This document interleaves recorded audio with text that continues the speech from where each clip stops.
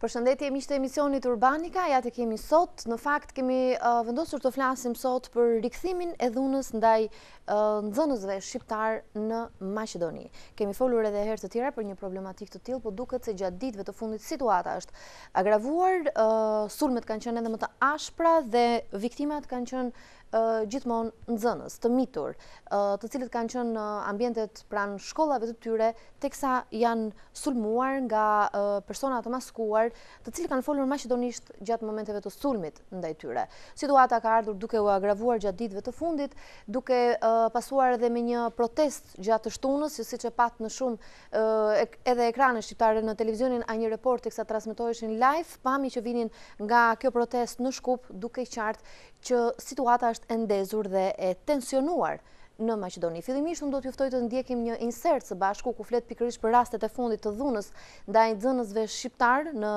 Maqedoni, ku janë të mitur ata që janë prekur nga agresione dhe sulme të tilla. Ndjekim së bashku insertin.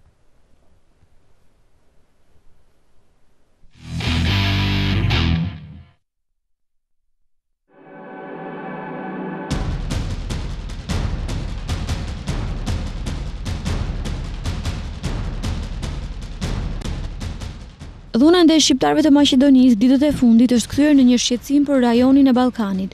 Ekstremistët maqedonas protestojnë kundër ndryshimeve të reja në qeveri. Ata kundërshtojnë emërimin e Talat Xhaferit në krye të Ministrisë së Mbrojtjes, pasi sipas tyre ai ka qenë një komandant i ushtrisë çlirimtare kombëtare. Grupe maqedonasisht protestuan para selisë së kësaj ministrie, ndërkohë që pas kësaj kanë sulmuar në rrugët e kryeqytetit banorët me etni shqiptare. Prej dhunës së tyre janë bërë edhe të miturit. Persona të maskuar dhe të armatosur me mjete të forta në mesditën e datës 1 mars 2013 kanë sulmuar një grup nxënësish shqiptar të shkollës së mesme Dimitar Vllahov në Shkup. 3 prej tyre janë rrarë brutalisht duke marrë plagë të rënda. Nxënësit kanë sqaruar se policia mbërriti në vendngjarje me rreth 40 minuta vonesë pas incidentit. Ajo nuk mori asnjë aktivitet për ndjekjen e tyre, por thjesht mblodhi dëshmi nga të lënduarit. Gjysma e fëmijëve qëndruan disa orë në ambientet policore ku dhanë dëshmi të mbi ngjarjen. Ramazan Iseni, 13 vjeç, është njëri nga fëmijët që është rrahur brutalisht nga huliganët maqedonas pas protestës në Shkup.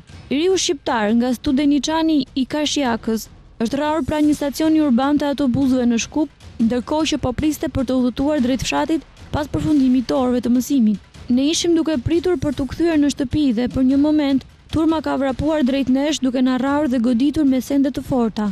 Autobusi sapo ka arritur edhe ne kemi arrit të ngjitemi fal ndihmës kemi shpëtuar, ka theksuar Ramazani për mediat maqedonase, i cili është tërhequr nga disa të rinj shqiptar drejt autobusit, duke i shpëtuar kështu dhunës brutale. Si kundërpërgjigje e dhunës ndaj shqiptarëve, organizata dhe udhëheqës shqiptar të shoqërisë civile në Shkup bën thirrje për protestë paqësore ditën e shtunë. Qindra shqiptarë përgjigjen pozitivisht kësaj ftese, ndërkohë që lëvizjet shoqërore dhe partitë politike në vend dënuan dhunën. Protesta që është organizuar nëpërmjet rrjeteve sociale ka nisur nga çajiri i Shkupit, duke kaluar në Bit Pazar për të vazhduar drejt institucioneve qeverisëse të Maqedonisë. Protesta filloi qetësisht, por në një moment ajo doli jashtë kontrollit dhe një pjesë e protestuesve kanë dhënuar objektet përgjatë rrugës. Pas kësaj, forcat policore kanë shtuar radhët dhe në përforcim kanë mbërritur edhe autoblindat, të cilët kanë përdorur edhe gaz lotësiellës dhe bomba tymi për të shpërndarë protestuesit. Protestuesit kanë deklaruar për median maqedonase se protesta nuk është drejtuar kundër askujt, por ata shprehin dhimbjen dhe indinjatën për rrajën e fëmijëve shqiptar.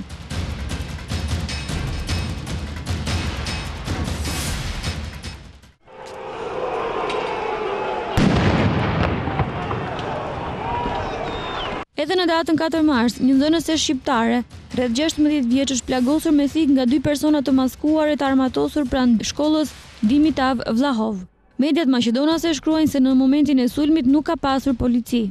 16 vjeçaria ka thënë për mediat se 2 personat flisnin maqedonisht dhe ishin djemë të rinj, me maska në fytyrë. Ai rrëfen se tashmë nga kjo situatë e krijuar, ata kanë frikë të shkojnë në shkollë. Tash më mirë ma herën që me shku. Unë nisë ka rruga kryesore të banesat e vjetra, pi përmazës një 2 vejta më sulmon, më ranë shumë edhe me diçka fort në do këtë më ranë. Unë rash në tokë, mësej njani mund që më prejen, janë isi me më prej ka trupi. Tjetërin e i kënë kam edhe këshirë kjo kolla se apo vjen e i kush. Pa prit mas janë isi me i piskat këti që ke unë, që ta që ma shpejt se ato ardhë në kush, ato ardhë dikush, edhe ai tjetri ja nisi me keq edhe tha po ta lojna një kujtim, nxjerri diçka pi xhepit edhe veç më ra fytyrë edhe mbark. Ç'kjo ka ket. Ken diçka si xham 3 më do se ken gatë edhe të holl. Gatë holl kanë me mas ka fytyrës edhe folçin maqedonisht. Ka e parë na stash jasë shkollës më na me shkura hat. Pika 2 kena shumë stres për që t'i vesejnave që jo veç mu po edhe qirëve që janë të ju ndodh. Edhe kjo është tëra, kisha dash vishë me va apel të ketë, mos me ra në kësi farsejnë të kota, se shumë keqa. Sipas vlerësimeve të njohësve të marrëdhënieve ndoretnike, protesta e ditëve të fundit, të përcjella me incidente, kanë përkeqësuar edhe më shumë raportet ndoretnike që ishin të brishta në vend.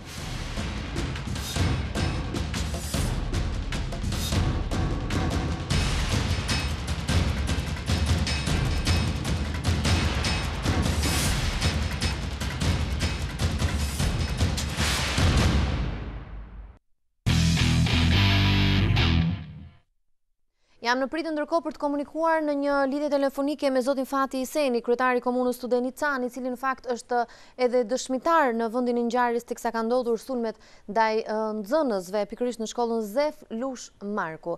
Do të dëgjojmë prej tij se çfarë ka ndodhur dhe si kanë shkuar më tej në spital të rinjt e dhunuar. Por ndërkohë do të vijoj bisedën në studio me aktivistin e shoqërisë civile Taulan Capa. Përshëndetje dhe mirë se ke ardhur.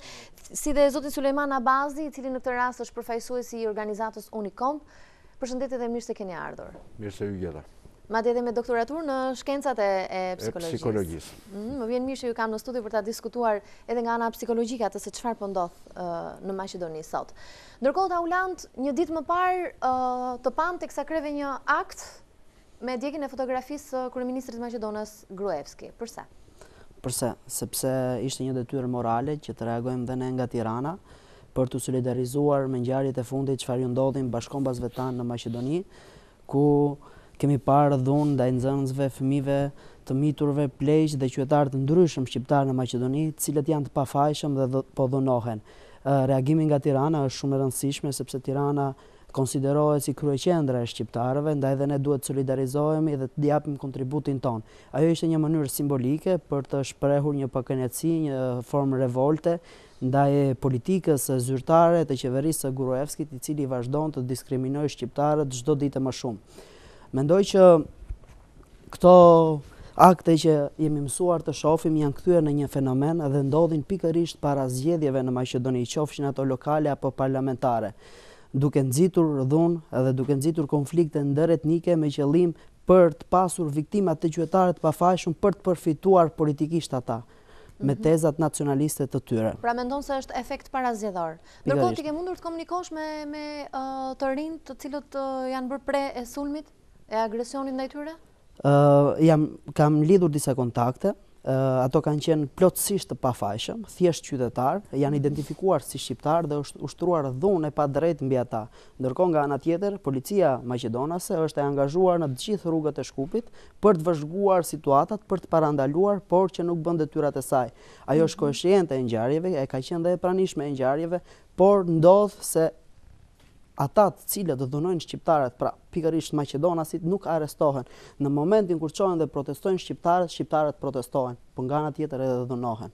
Kjo është diçka e qartë që këto direktiva të këtyre huliganëve janë pikërisht të marra dhe të udhëzuara nga vetë qeveria maqedonase. Ndërkohë kur themi që nuk ka arrestime të personave që mendohet se kanë shkaktuar agresione të tilla ndaj të rinjve shqiptar.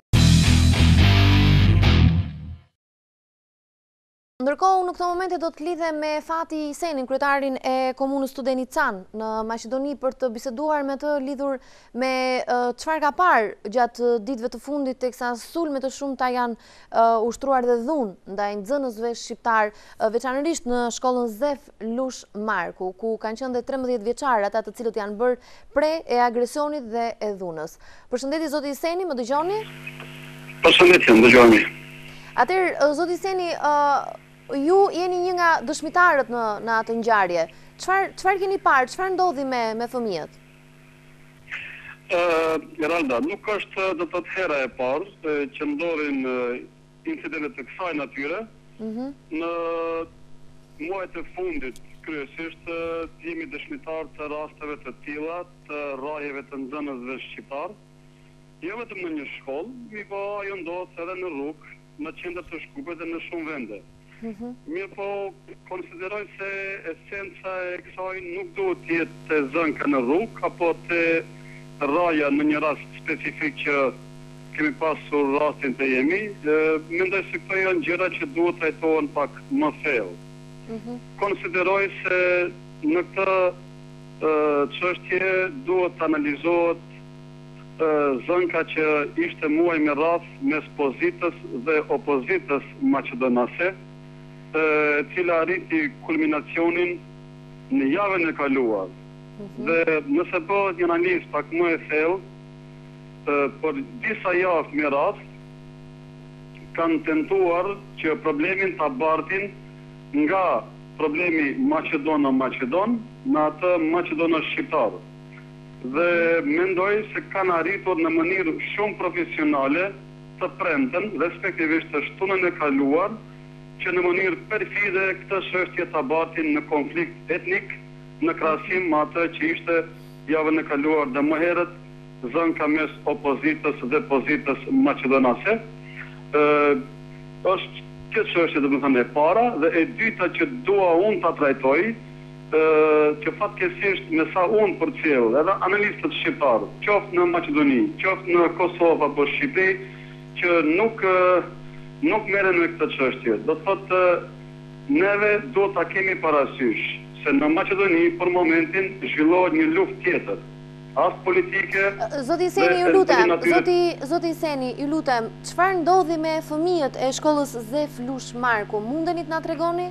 Fëmiu i cili është rrahur në momentin që unë ndodha aty nuk ka qenë i shkollës Zef Lush Marku, por i një shkollës tjetër. Domethënë bëhet fjalë për një fëmijë 14 vjeçar, Ramazan Iseni, i cili është rrahur brutalisht nga turma e demonstruesve Maqedon, të cilët protestuan para qeverisë për shkak të emërimit të ministrit të mbrojtjes shqiptar nga radha Torçekër, zoti Talat Xhaferi, dhe në të kthyer nga protesta, ata domethënë mbledhjen e tyre nuk kanë zgjedhur forma se si ta shprehin ndaj çdo kalimtari i rastit, i cili ka qenë i përkatësisë shqiptare. Dhe në të njëjtën mbrëmje, ata kanë rrahur 3-4 të rinj. Sot është rrahur një grua dhe dy të rinj. Sot është rrahur një grua? Në komunën tuaj? Po, do thotë fëmiu të cilin e keni parë ju, është i komunës son, gjithashtu edhe gruaja e cila është rrahur së bashku me fëmijën, që ka qenë faktikisht motra e djalit të vogël që keni parë ju në për ekrane, po fëmiu është i rrahur pak më tepër, nga që nuk ka mund të ikë dhe ata e kanë kapur në moment kur ka kaluar turma e demonstruesve Maqedon. Si është gjendja e tyre sot, zoti Seni? Mirë, do të thotë nuk për fatmirësisht nuk kanë pasojat të mëdha. Megjithatë, unë desha ta theksoj faktin se ngritja e numrit të nxënësve shqiptar në shkollat e Shkupit. Do thotë çdo vit shënohet ngritja e numrit të nxënësve shqiptar në shkollat e mesme të Shkupit dhe në shkollat fillore të Shkupit. Nuk di se sa qarkullojnë te ju informacione, me që në Shkup numri shqiptarëve rritet në mënyrë jashtëzakonisht rapide, ndërsa numri maqedonëve shënon një rënje shumë drastike. Vetëm ta përmend faktin, sipas të dhënave nga enti shtetëror i statistikës, vitin e kaluar në Shkup dhe rrethin kanë lindur vetëm 47% fëmijë maqedon. Do të thotë, pjesa e ngelur janë shqiptar, pa rreth 53%, turq, bosnjak dhe rom. Do të thotë se mbi 50% në Shkup kanë lindur fëmijë jo shqiptar. Sot është shumë interesant fakti që në gazetën proqeveritare Nova Makedonia në Ballin është trajtuar pikërisht kjo çështje e natalitetit të lartë të shqiptarëve. Dhe sa për informacion, aty kanë përmendur 4 komuna shqiptare, Studeniçan, Saraj, Çajt dhe Tetov, të cilët përbëjnë mbi 50% të shtimit natyror vitin e kaluar në Maqedoni.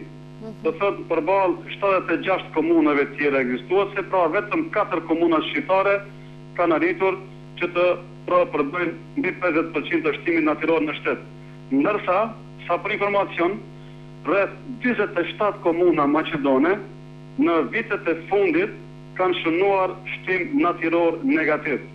Do të thotë se kjo është një çështje shumë shqetësuese për ata, dhe sigurisht që te qarqet nacionaliste kjo reflektohet dhe fëmijët dhe nxënësit shqiptar ju pengojnë kryesisht në Shkup, për bëhet fjalë në kryeqytet, pasi ata janë pak më të ndjeshëm për Shkupin, me që e kanë konsideruar gjithmonë si të tyre, ndërsa sot është kryesisht një realitet i ri, në veçanti pas luftës së vitit 2001 këndej, dhe akoma një pjesë e tyre nuk ka mundësi që ta përbijnë këtë. Faleminderit zoti Seni, faleminderit për dëshminë që sollët sot në emisionin Urbanika. Ju falenderoj. Falenderoj. Ndërkohë, shkurtimisht, zoti Abazi, përse sulmi përzgjedh gjithmonë fëmijët në Maqedoni? Se kjo është tipike, është pak a shumë në të gjitha rastet e fundit, ata që janë goditur, që janë dhunuar dhe sulmuar, janë fëmijë. Të moshës 13, 16. Nuk është problemi se këtu goditen fëmijët, sepse brenda kontekstit të operacioneve që ka kryer policia maqedone, trupa speciale, në shumë raste janë dhunuar deri dhe pleq 67 vjeçar, burra dhe gra, vajza të reja, nuse të reja, të rinj, të moshës 35-40 vjeçare, por ajo që tërheq vëmendjen është pikërisht fakti, do thonë, i dhunës ndaj fëmijëve të shkollave. Ky është një proces. Mos është pikërisht kjo tentativa për të tërhequr vëmendjen në këtë lloj forme? Jo, unë nuk do ta shikoj ashtu. Unë e shikoj si një fenomen në të rëndësishëm që po ndodh në Maqedoni. Dhe jo vetëm kaq, por të pashkëputur nga ngjarjet që kanë ndodhur kohët e fundit, edhe në Luginë e Preshevës, edhe në Mitrovicën Veriore, edhe brenda për brenda, do thonë territoreve të Kosovës, të lidhur dhe me një lloj nacionalizmi të shprehur deri në qarqet zyrtare të Tiranës dhe të Shkupit, të Tiranës dhe të Prishtinës, gjë e cila duhet marrë në kontekstin e përgjithshëm. Pse ndodhin këto fenomene në këtë situatë dhe pse kanë një shpërndarje kryesisht në trojet etnike që kanë qenë në ish Jugosllavi. Marrëdhëniet të drejtë për drejta në këtë situatë, në këtë fenomen janë me të dy shtetet, me shtetin Maqedon dhe me shtetin e Serbisë. Kuptohet që fenomeni për të ushtruar dhe për të nxitur dhunën etnike, të shoqëruar në një kohë shtrirje shumë të gjatë, në gjithë dhunën psikologjike që ushtrohet mbi shqiptarët me efekte asimilimi, me tendenca që ata të ndihen të pasigurt në shtëpitë e tyre, në tokën e tyre, pavarësisht se janë brenda shtetit serb apo të Maqedonisë, me tendencën për t'i larguar me dëshirë, pra është një lloj asimilimi i ftohtë, i heshtur, që bëhet nga shtrëngimi i morsave të elementëve të pushtetit të Shkupit dhe të Beogradit, ndaj shqiptarëve që jetojnë në Luginë e Preshevës edhe në Maqedoni. Fakti që le ta vjojmë më pas analizën, pasi është një fenomen të cilin duhet ta analizojmë gjatë sot në studion e emisionit Urbanika, sepse rrënjët nuk janë sipërfaqja që ne shohim sot, por janë diku më thellë. Ndërkohë ne sot në emisionin Urbanika po flasim për rastet e shtuara të dhunës ndaj nxënësve shqiptar në Maqedoni. Teksa ndoshim në pjesën e parë të emisionit edhe fëmijët të cilët janë bërë pre e agresionit dhe dhunës së ushtruar ndaj tyre, bashkë me ne në studio në këto momente është bashkuar edhe zoti Ndriçim Kulla, analist, njohës i mirë i çështjeve ballkanike, njëkohësisht edhe ndihmës i presidentit Bujar Nishani. Përshëndetje dhe mirë se keni ardhur, zoti Kulla. Përshëndetje. Në fakt, ne po diskutojmë përse po ndodh dhuna ndaj fëmijëve shqiptar në Maqedoni. Cili është mendimi juaj? Mendimi im është që është zgjedhur pikërisht mosha e fëmijëve në mënyrë që presioni ndaj etnisë shqiptare të jetë më i fortë se radhe. Por në përgjithësi edhe dhuna e fëmijëve bën pjesë tek dhuna ose mos pranimi i etnisë shqiptare në shtetin Maqedon, në gjithë Maqedoni në përgjithësi. Unë nuk dua ta ndaj dhunën etnike ndaj fëmijëve si një gjë është pak e veçantë, po përsëri ajo është dhunë ndaj pjesës shqiptare. Mendoj se kjo dhunë është vazhdimi i presioneve që ushtron komuniteti se etnia maqedone për të mos e pranuar etninë shqiptare si në aspektin shtetformues, po edhe në aspektin kulturor, qytetar e të tjera. Kjo është një histori e gjatë që ndonë se pati një ndalesë me marrëveshjen e Ohrit, përsëri ajo vazhdoi përsëri, Her pas herë ngrek krye me situata të tilla. Ne kemi parë që nuk është vetëm ky rast, por ne kemi parë edhe era herës, kemi patur aspektet të vazhdueshme të dhunës që ushtron komuniteti maqedon që aktualisht është shumicë ndaj shqiptarëve.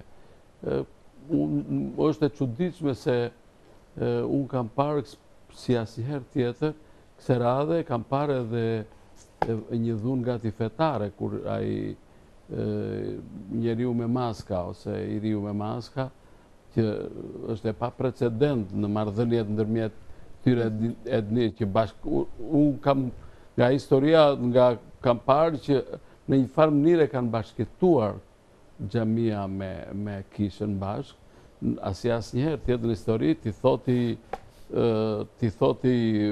që puthe kryqin se ndrise do të vras, më kujton atë obskurantizmin e klerikëve grek kundra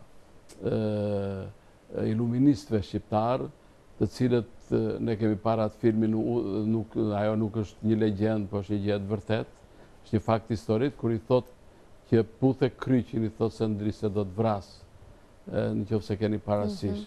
Pra, këtu kemi të bëjmë me probleme serioze të cilat duhen shqyrtuar, nuk duhen neglizhuar, por po të them që as duhen marrë me rëmbim, këto gjëra duhen marrë me qetësi, duhen shqyrtuar, analizuar në gjitha drejtimet për të patur një rivlerësim të marrëdhënieve ndërmjet shqiptarëve dhe maqedonës, për të përcaktuar një rrugë, një formulë të re që ndoshta ta ka përcej edhe pranimin e marrëveshjes së Ohrit, se si duhet vazhdojmë në tej. Pra duhet një marrëveshje e re? Nuk them se duhet një marrëveshje e re. Ne gjatë debatit ne mund të japim opinionet tona në këtë drejtim. Ndërkohë Taulandi që kemi sot në studio vërtet e njohim në ekran si njeriu që her pas here kryen akte kundër figurave politike maqedonase, por gjithsesi Taulandi ka dhe një histori të tij të largimit nga Maqedonia, apo jo Tauland. E ndërkohë familja jote vazhdon të qëndrojë atje dhe vazhdon të ketë mbi supe presion? Presion të vazhdueshëm psikologjik për ndjekje dita ditës, nata natës, për çdo lëvizje të familjarëve të mi, aq më shumë që edhe vetë babai im ka qenë aktivist i politikës dhe çështjes kombëtare të drejtave të shqiptarëve atje. Kjo tregon qartazi që politika maqedonase nuk e njeh demokracinë dhe tregon një antidemokraci ndaj qytetarëve të vet, aq më shumë ndaj shqiptarëve që janë shtet themelues.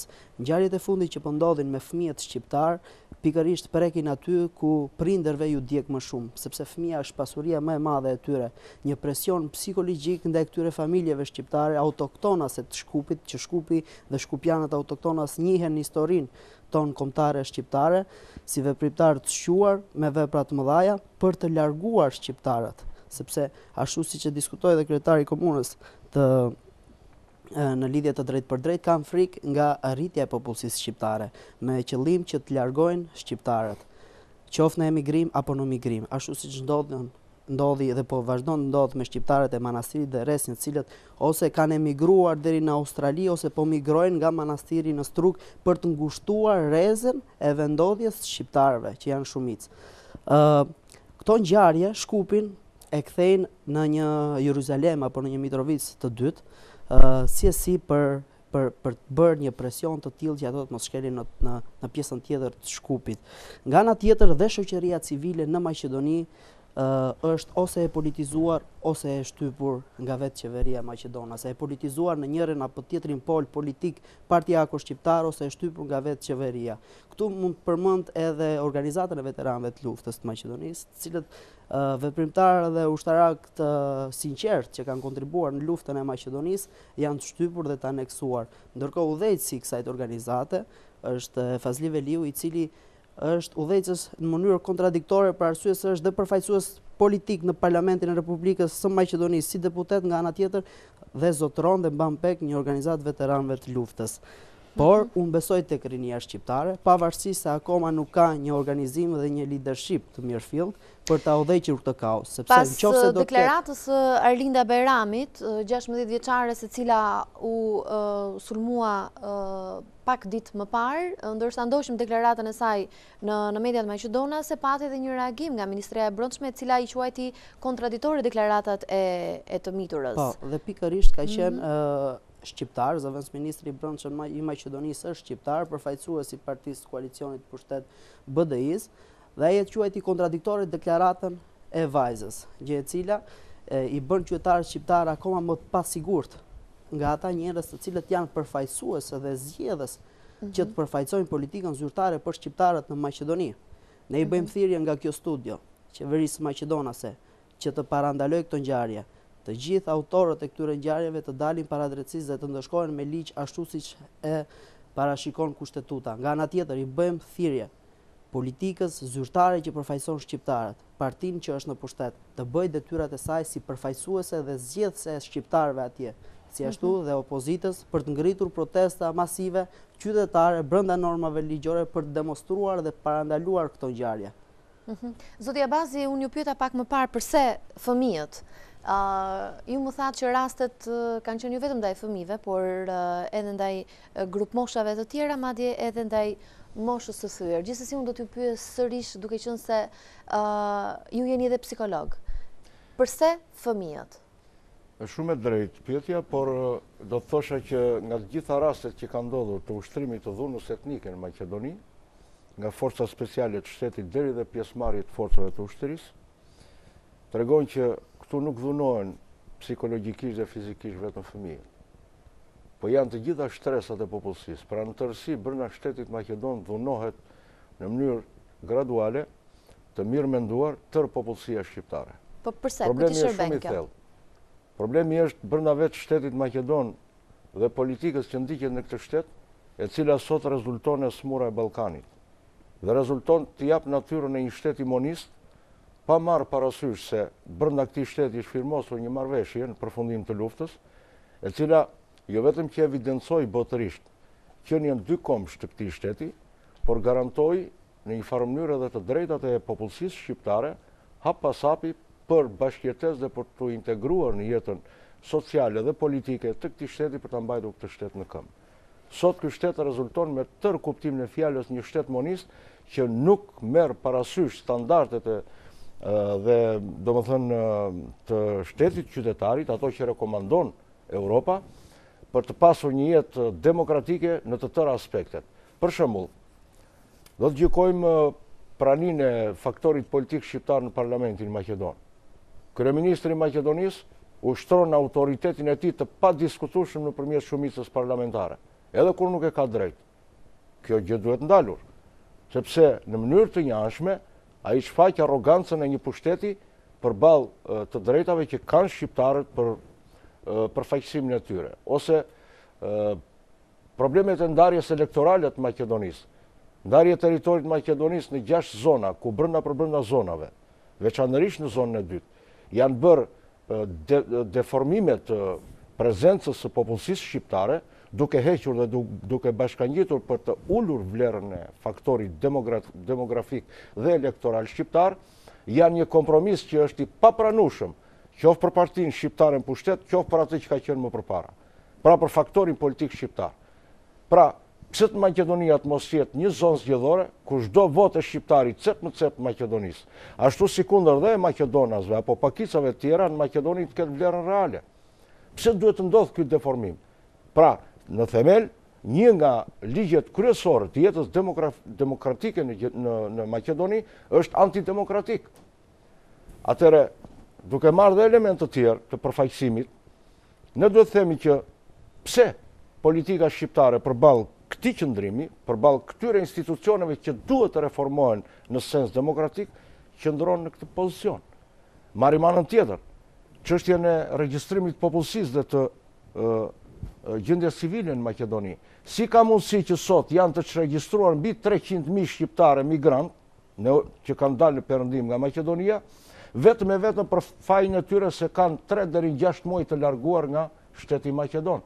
Në cilin vend të botës ka ligje të tilla dhe të quhen demokratike, kur të 300.000 e kusur shqiptarët janë sot refugjat në planet, janë njerëz pa dhe, të paregjistruar në një gjendje civile. Ku bën vaki kjo? Për këtë duhet të alarmohet vetë sekretari i përgjithshëm i Organizatës Kombeve të Bashkuara. Kjo bën vaki në një shtet monist që i shikon shqiptarët si qytetarë të kategorisë 2 në atë vend. Ka dhe element të tjerë të përfaqësimit për të cilat ne me bindje analiza na çon në përfundimin që këtu nuk kemi të bëjmë me një shtet demokratik që aspiron të antarësohet në NATO dhe në Bashkimin Evropian. Po të shikojmë her mas here, emisarët kryesorë të Europës Perëndimore janë drejtuar Shkupit zyrtar dhe janë drejtuar pikërisht duke pasur këto vrejtje që ne bëjmë hap mas hapi për qëndrimet politike dhe për politikën në tërësi që ndiqet brenda shtetit Maqedonisë. Atëre, ESM-uri e Ballkanit nuk ka se si të mos ketë një rol në çështjet e paqes dhe të stabilitetit, qoftë me pozitivitetin apo negativitetin e saj. Dhe për rastin konkret kur çfaqjet e dhunës etnike në Maqedoni nuk janë sporadike, por janë pjesë e një fenomeni midis kombësisë shqiptare dhe kombësisë maqedone, tregon se kjo ESM-uri e Ballkanit ka probleme dhe është bërë faktor destabiliteti në rajon. Le ta marrim, ta shikojmë në çështjet e sigurisë. Maqedonia nuk është më Maqedonia 2001-shit, atëherë kur përfundoi lufta dhe u firmos marrëveshja e Ohrit. Sot Maqedonia disponon mbi 15.000 trupa të sigurisë së saj kombëtare, ka afërsisht një brigadë tankesh, rreth 40 tanke, disponon helikopter dhe vetëm trupa speciale që janë përkundër veprimeve të tilla, të protestave apo të grupeve terroriste siç i quajnë ata apo tjera, shkojnë mbi 1.000. Atëherë ç'është ky shtet që militarizohet në të njëjtën kohë që flitet për stabilitet, për paqe, për marrëdhënie, për pikësynime për të orientuar drejt antarësimit në NATO dhe në BE, e tjera. Që një shtet të ketë të gjithë armatimin e nevojshëm për të qenë në rregull me strategjinë e sigurisë kombëtare. Atëherë, Shqipëria është antare e NATO sot apo jo? Dhe është pjesë e sigurisë kolektive. Ne i hoqëm gjithë tanket këtu. Kemi pasur në atë kohë, kanë qenë mbi 1.340 mjetet blinduara. Sot nuk kemi. Tanku është mjet sulmi. Edhe Maqedonia ka bërë kërkesë për të antarësuar në NATO. Atëherë nga kush duhet të mbrohet Maqedonia? Nga Greqia? Nga Bullgaria? Nga Serbia? Nga Kosova apo nga Shqipëria? Po Shqipëria, po Kosova. Pra, të shikojmë çik jo në sensin e të drejtës për të mbrojtur, sepse atë ka çdo shtet, edhe ne kemi trupat sigurisë kombëtare, pavarësisht se s'kemi tanke, nuk kemi avion sot, po kemi helikoptere tjera.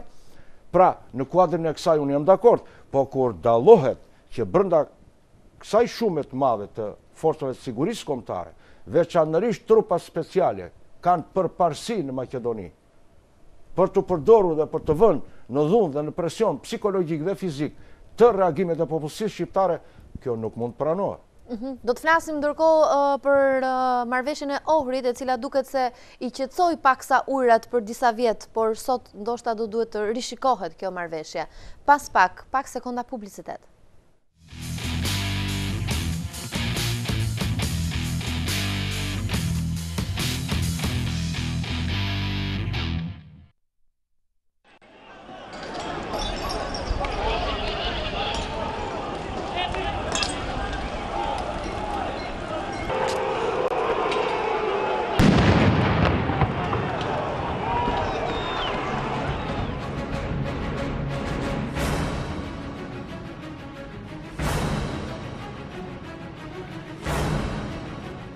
Dhuna ndëretnike në Maqedoni nuk ka të ndalur dhe si duket edhe në të ardhmen do ta kemi këtë sindrom i cili po shndrohet në një kancer të pashërueshëm për Maqedoninë. Kjo dhunë prapë shpërtheu me një mllëv dhe urrëtie patologjike kundër shqiptarëve etnik dhe autokton të Maqedonisë. Situata në Maqedoni pas protestave të shqiptarëve vazhdon të jetë e brisht dhe mjafton vetëm një shkëndije e vogël që ky shtet të dridhet. Ndërkaq, rreth brutalitetit dhe sijes së policisë maqedonase ndaj protestuesve shqiptar, që ka rezultuar me dhjetra të nënduar e disa të arrestuar, ka nxitur reagime në Tiranë dhe në Prishtinë.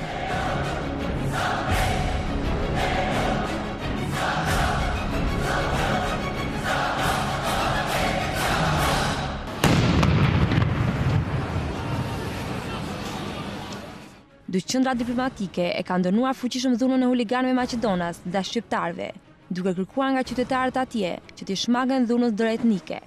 Kryeministri i Shqipërisë Sali Berisha ju bën thirrje autoriteteve maqedonase që të ndëshkojnë huliganët maqedonas që sulmuan nxënësit shqiptar, ndërsa nga shqiptarët e Maqedonisë kërkon që të shmangen provokimeve dhe për shkallëzimit të dhunës. Ndërkohë, Ministria e Punëve të Jashtme të Kosovës u bën thirrje të dyja palëve në Maqedoni, veçanërisht të gjithë faktorëve politikë që të tregojnë maturi, pjekurit dhe veprim politik të përgjegjshëm për të shmangur tensionet etnike. Edhe shefi i diplomacisë kosovare, Enver Hoxhaj, ka dënuar aktin e rajës së nxënësve shqiptar. Ai e konsideron se për shkallëzimi i dhunës gjatë protestave të fundit në Shkup, dëmtojnë marrëdhënien ndëretnike shqiptare maqedonase në këtë shtet multietnik. Gjithashtu, Ministria e Punëve të Jashtme shqiptare reagoi pas incidenteve të ndodhura në Maqedoni. Ministria e Punëve të Jashtme shpreh shqetësimin e saj për shfaqjen e incidenteve me sfond etnik dhe rritjen artificiale e tensioneve në Maqedoni, ndërsa kërkon nga autoritetet kapjen e autorëve të këtyre ngjarjeve. Për dhunën e ushtruar ndaj të rinjve shqiptar në Maqedoni, reagoi dhe Partia Socialiste Shqiptare, e cila dënoi sulmet, duke i cilësuar ato si ngjarje me sfond etnik dhe kërkon vënien para drejtësisë të personave përgjegjës.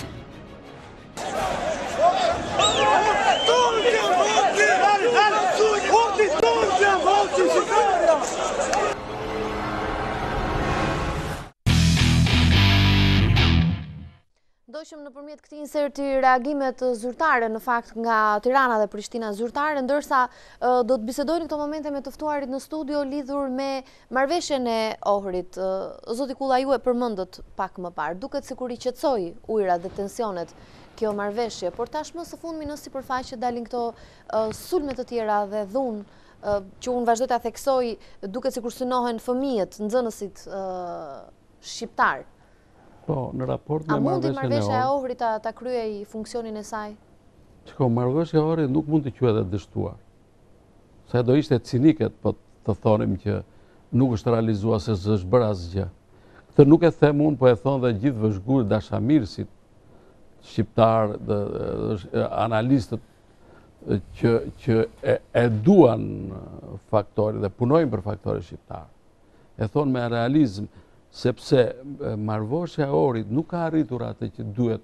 Unë nuk jam ekspert i çështjes Maqedonisë, por kam parë që në përgjithësi që shumë gjë janë arritur. Për shembull, përfaqësimi i shqiptarëve në nivelin politik është i lartë. Sa ministra janë në qeverinë aktuale? Nuk e di, mos 4, 5, 6, nuk e di sa janë, dhe kanë portofole mjaft të rëndësishme. Kanë Ministrinë e Mbrojtjes, kanë pas Ministrinë e Ekonomisë, Ministrinë e Arsimit. Por këto kanë një tranzicion. Nuk ka përcejën mentalitetet me një dekadë. Janë ndarje psikologjike, sociologjike, kulturore. Për fat të keq, dy komunitete që jetojnë kanë kaq pranë njëri tjetrit dhe janë kaq të ndarë psikologjikisht, kulturalisht dhe sociologjikisht. Këtu është problemi, këtu është thelbi. Etnia maqedonse, maqedonësit të përkëdhelur për shekuj me radhë nga Europa, e kanë të vështirë ta ka përgjejen këtë gjë, ta gëlltisin, që të ndajnë pushtetin me shqiptare, me etni shqiptare. Këtu është problemi. Dhe këtu është lufta, për këtë bëhet. Tashi, unë nuk mund të them se në lidhje me këto, unë nuk mund të bëj ka një konspiracion, se nuk kam fakte për këtë. Nuk bëjt hamë, unë them të jemi sa më racional në gjykim me këtë problem. ta zgjidhim, të krijojmë prioritetet e problemeve tona. Ku janë problemet tona? Se nuk janë vetëm vërtet atje dhuna, por dhuna e atyre gjithë dobësin tonë. Gjithë dobësin tonë. Pra, ballavaqohet me dobësin tonë. Cila është dobësia e shqiptarëve? Sepse është krijuar një marrëveshje kornize e Ohrit, që ka shumë privilegje, po shqiptarët duhet të jenë konkurrent.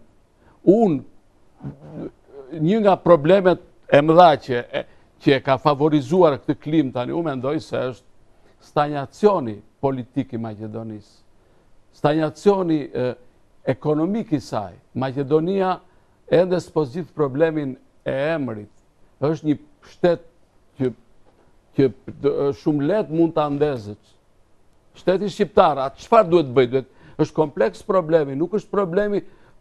Ai është shtet sa më i dobët, ai më paranojak është. Ju e keni parë se ç'bën, po ka ndërtuar një akropol të ditë, ka vjedhur historinë e kombeve të tjerë të Ballkanit sepse s'ka as histori. Pra, ka bërë, unë kam qenë vjet jam befasuar. Kam parë monumente që nuk i përkasin asaj historie. Ai komb, ajo etni, duke mos me edhe shumicën, ai shtet po shkon në një marrëzi. Tani, ne duhet që u kam parë disa gjëra të mira që nga faktori politik shqiptar në raport me zgjidhjen e problemit të emrit. Por nuk e kam parë këtë në raport me problemet e tjera të shqiptarëve, siç është problemi që në shumë gjëra të rëndësishme duhet të ketë një konsensualitet ndërmjet, duhet të hidhen poshtë ato ndarjet partijake. Ati ka një ndarje, po marrin vetëm komunën e Strugës që janë gati të shqihen shqiptarët me njëri tjetrin dhe duhet të bëjnë një kompromis për ta fituar shqiptarët. Pra vën interesat e pushtetit, funksionon loja politike përballë interesat të shqiptarëve të shkret atje. Dhe i kanë harruar interesat. Kam një problem tjetër. Themi që Maqedonia ka ngesur raport me integrimet europiane. Është e vërtet. Po shqiptarët çka bën? Cila është alternativa e shqiptarëve? Që vetëm të dalin të demonstrojnë. Unë kam paraqitur dy probleme, nga të cilat një kam paraqitur zvës kryeministrit Teuta Arifit, flasin dhe një Ali Ahmetit. Për shqiptarët duhet paraqisin një platformë të integrimit paralel. Nuk e kanë bërë, se kanë qarë kokën fare. Si mund të zgjidhen problemet pa u emancipuar? A kuptoni ju që emancipimi shqiptarëve është problem në Maqedoni? Pra ka një vaksi të veprimeve nga shqiptarët? A kuptoni ju që emancipimi shqiptarëve, iluminimi është problem në Maqedoni? Duhet të bëhen konkurrent në kushtet e integrimeve globale. Emancipimi, identiteti kombëtar forcohet vetëm duke u emancipuar, nuk duke bërë retorike propagandë. Atje s'ka projekte, dhe këto projektet duhet që ti paraqisi. Po tu paraqisësh një platformë, si të fitojnë vota me njëri dhe në këshu, të japin çdo gjë ose të investojnë për çdo gjë, ndërsa ato që kanë të bëjnë me iluminimin, me emancipimin e shqiptarëve, të marrin vetëm, po t'ju jap një shembull si botus, studius, të them një njeri që kulturolog, si mund t'ju them, që nuk të shëtisë gjithë Shkupi nuk gjën 2-3 librari që po, këtë sensibilitet duhet ta krijojnë, duhet ta programojnë partitë politike, që shqiptarët të zgjohen dhe ndryshimet, mos t'i bëjnë me dhunë, po t'i bëjnë me ide, me konkurrencë. E çfarë janë Maqedonasit që ne i kemi kaq frikë? Një diferencë e vogël është vërtet, siç tha Kizotria, rritja demografike është vërtet për të dhënë kur ajo, po ta shohësh problemi kështu që mund të kalojnë e përsi mas 15-20 vjetësh. Por, për të siguruar një vazhdim si të tillë, duhet punuar, duhet investuar, dhe këtë dobësi, këtë mungesë, unë e shikoj, nuk dua ta kërkoj tek kundërshtarët, tek kryeministri aktual, nuk kam shpres nga ati, por ai nuk është kaq i fortë sa që bëjmë ne.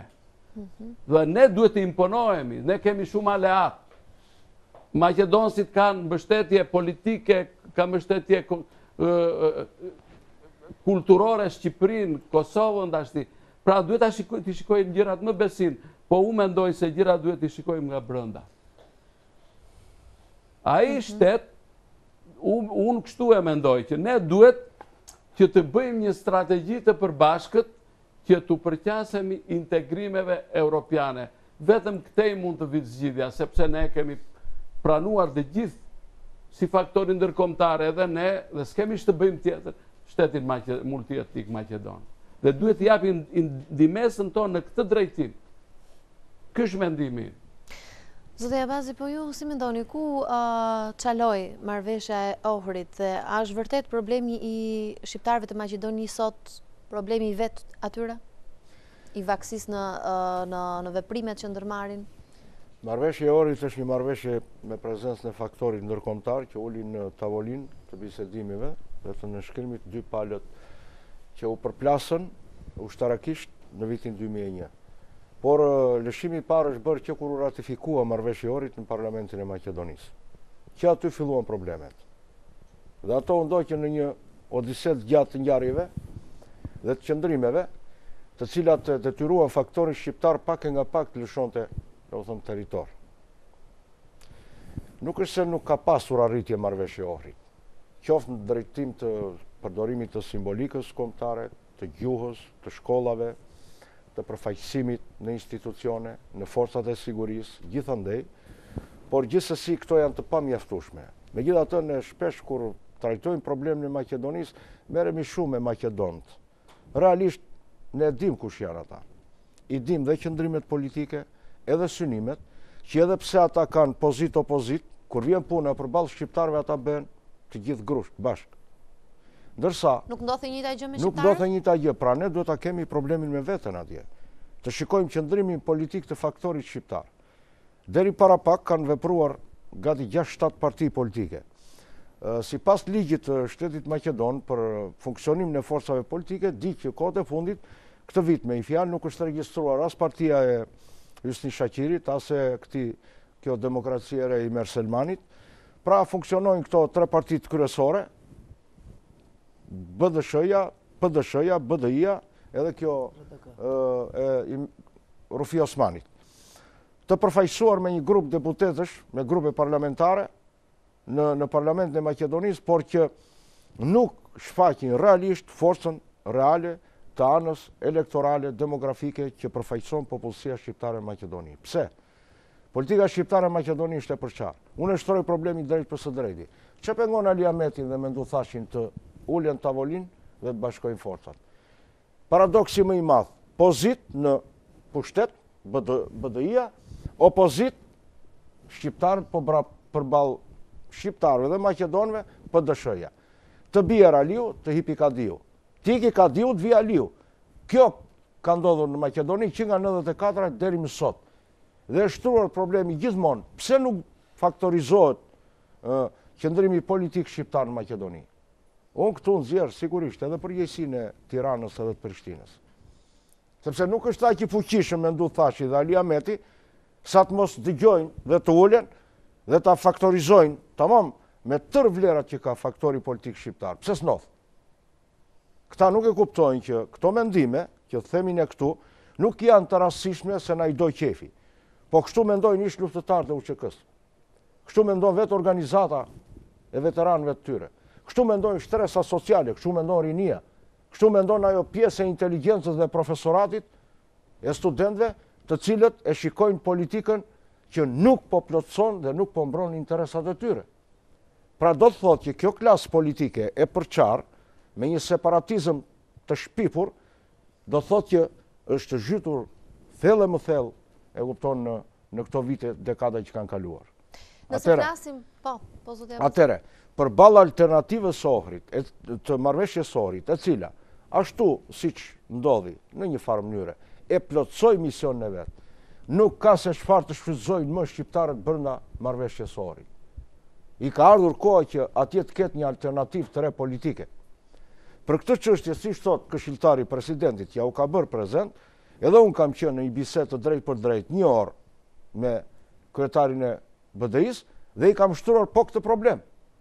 Pra ka ardhur koha që juve të përkrahni një alternativë të re politike, e cila në thelb, duke u mbështetur në 5-6 shtyllat kryesore të veprimit dhe të reformimit demokratik të jetës social politike, veçanërisht të shqiptarëve, fiton bonuset e Bashkimit Evropian, të faktorit amerikan, të vetë faktorit shqiptar pra jep një imazh shumë pozitiv se si ne shqiptarët kemi potenciale që shteti i Maqedonisë të mos shpërbëhet, por të demokratizohet dhe t'i hapen rrugët. Është e vetmja mundësi për ta vënë ballë për ballë dhe në pozitë të vështirë ultranacionalizmin maqedon që po na bën karshillok me lloj-lloj formash, dhe është e vërtet ajo që tha zotëria që nuk janë aq sa tregohet. Po këtu ata kanë gjetur dobësitë tona të politikës shqiptare atje dhe bëjnë si u do qefi. Po retorikat nacionaliste, zoti Kulla, juve si u duket, i afrojnë shqiptarët apo nxisin dhunën ndaj tyre? Tani duhet diferencuar për çfarë lloj nacionalizmi bëhet fjalë. Sepse unë me nacionalizëm, unë flas me nacionalizëm kuptoj dashurinë për vendin tim, dashurinë për atë dheun, për zhvillimin e tij, emancipimin e tij, lumturimin e tij, mbrojtjen e interesave të bashkomazve të mi. Në qoftë se bëhet fjalë për këto lloj deklaratash, unë jam dakord. Pastaj në qoftë se bëhet fjalë për deklarata të cilat dalin jashtë kontekstit, të cilat i ka afirmuar edhe faktori ndërkombëtar, por edhe vetë vullneti shqiptarëve, unë nuk jam dakord. Pra duhet konkretizuar për çfarë, sepse ata nganjëherë duhet mirë kuptuar se fqinjit ton, për fat keq të mirë, domethënë kisht fati jon, do jetoj me ta. Ata ne na kanë dashur gjithmonë që do e mira atyre siç në qoftë se po citojmë këtu një çdo shqiptari vdekur thotë është një shqiptar i mirë. Tani unë atyre lloj parullave histerike do t'ju përgjigje me një alternativë. Do t'u jap përgjigje se unë jam i vdekur, do t'i mbroj interesat e mia. Domethënë, unë mendoj që nëse ne fillojmë pastaj majmë pamjen e Zhirinovskit, e vëm dulbit siç bën ai ky Spahiu në kufit tanë dhe shikojmë kufit, ato janë çmendurira pastaj. Ne flasim për një politikë ose qëndrim me nacionalizme racionale, siç kanë bërë paraardhësit tanë, sepse politika e tyre ishte që ne do ta bëjmë Shqipërinë vetëm në qoftë se duhem interesat, do mbrojmë territorin e saj, do ta iluminojmë këtë, do ta zhvillojmë. Kjo ishte platforma e zhvillimit atë dheut të tyre. Nëse dalim jashtë këtij konteksti, atëherë është e dëmshme. Duhet për çfarë politika, për çfarë deklaratash bërë fjalë, duhet ma konkretizosh, duhet ma thuash. Por ndoshta të tilla kuptohen nga faktori Maqedonas në Maqedoni, deklaratat e tilla. Është bërë skas një deklaratë e kryeministrit Berisha në Shkup. Domethënë që ka dhe 100 vjet pavarësi, duhet parasysh dhe momenti ku është thënur. Ai, me sa kuptova unë, sepse ajo unë kështu e deshifrova, që ai dha një mesazh që i parapriu këtyre ngjarjeve të para disa ditëve. Ne do t'i mbrojmë interesat e shqiptarëve, ne do t'i mbrojmë shqiptarët, sepse është detyra jonë, çdo kom, çdo shtet, i mbron etnitë e tyre jashtë territoreve. Çfarë po bëjnë grekrit për një minoritet me 23.000 banorë atje? Çfarë po bëjnë? S'lën gjë, edhe eshtrat e të parëve tanë po e nxjerrin për t'i zvendësuar me eshtrat e tyre. Dhe gjëra që nuk ekzistojnë, duke shfrytzuar, duke imponuar me forcën e tyre politike që kanë në Bashkimin Evropian. Se shumë gjëra duhet të kemi parasysh, i zgjidh raporti forcave. Duam apo s'duam ne? Unë mendoj se ajo ishte një deklaratë e mirë, por çfarë do të deklaratë që mund të bënte kryeministri atje do interpretohej keq nga fqinjët tanë. Ne kemi për detyrë që t'i sqarojmë gjërat. Ne nuk po flasim unë nuk jam dakord për një nacionalizëm ekstrem, që kërkojnë atë që s'realizohet. Le të marrim konkretisht çështjet çame. Le të marrim një problem, që është problem, le ta konkretizojmë që sa po thatë ju me problemin e çështjes çame. Për mua është një problem që për shumë arsye nuk më të ringjallet më, nuk mund të shkojë, nuk mund të zgjidhet ashtu siç e duam ne. Por ai problem që të mos harxojmë shumë energji duhet të ketë prioritet. Ne nuk duhet që që interesat tona kombëtare ti ngatroj me interesat partijake. Absolutisht jo. Duhet i ndajmë deklaratet që bërë për elektorat nga deklaratat që bëhen për interesat e bashkëdhetarëve ta. Dhe qofse do marrim çështjet çame, unë mendoj se atje që të mos se s'kemi kaq shumë energjinë e shqiptarët për të harxuar, duhet kemi prioritete që kërkojmë, se unë nuk po shikoj ndonjë gjë të qartë. Edhe nga formacioni që e ka marrë përsi për atë problem tani, më tepër nga që tha ish presidenti shqiptar në 92-shi, kur vajti në Konispor. Ndërkohë, unë do doja shumë shkurtimisht, zoti Abazi edhe Taulant, ju si mendoni, retorikat nacionaliste gjithmonë në sensin që parashikohet një bashkim i trojeve shqiptare, që normalisht për shumë mendje përkufizohet edhe si ndryshimi i kufirit. Ja afron shqiptarët apo nxit dhunën ndaj tyre? Çështja e shkurtimisht, ju lutem. Mendimit aspiratës për bashkim kombëtar është përfolur shumë kohët e fundit dhe ka dalë dhe në fokusin e deklaratave që janë bërë dhe nga personalitetet zyrtare të Tiranës dhe të Prishtinës, tek tuk dhe në Shkup. Çështja e bashkimit kombëtar nuk është më tabu, sepse është një problem i hapur për shqiptarët. Është e vërtet që në territoret e Ballkanit perëndimor ekziston një sipërfaqe që banohet nga një popullsi shqipfolse, që shkojnë gati 9.4 milion banor, në teritoret të mëdha, të coptuara në 5 shtete dhe në 8 pjesë, në qoftë se do t'i referohemi. Por nuk është ky problemi, pse shqiptarët sot, këto janë pasojat të 100 viteve të historisë. Dhe në sot vuajnë pasojat e historisë.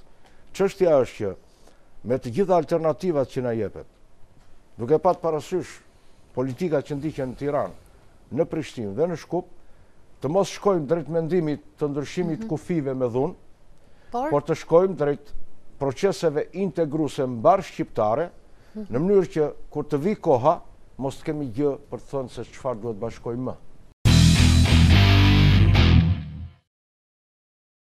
Ndërkohë, jam bashkuar në studion e emisionit Urbanika në këto momente, zoti Sulejman Muça, politolog, dhe Entela Binjaku, sociologe. Përshëndetje dhe mirë se keni ardhur.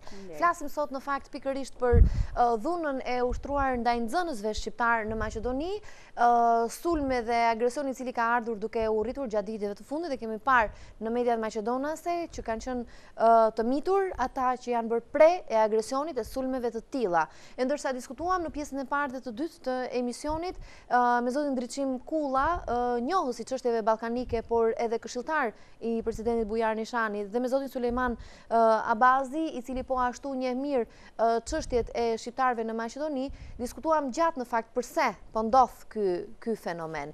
Unë do t'ju pyes menjëherë, zoti Muça, sipas këndvështrimit tuaj, përse po ndodh?